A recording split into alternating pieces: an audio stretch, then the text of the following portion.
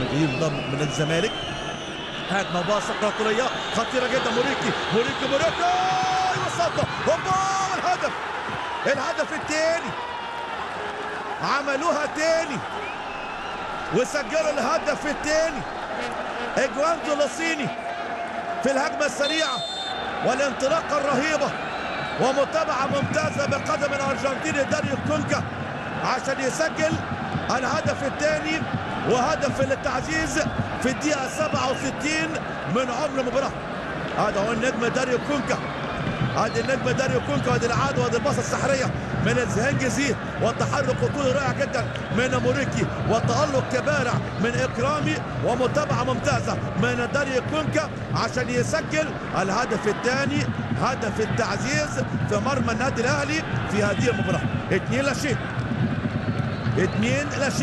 2 جوانزو لا شيء النادي الاهلي. ادي العاده وادي التحرك وادي الباصه وادي المهاره العاليه وادي سرعه رد فعل عالي من الشريف اكرامي والمتابعه موجوده بقدم الارجنتيني داريو كونكا عشان يسجل هدف اول ليه في هذا المونديال.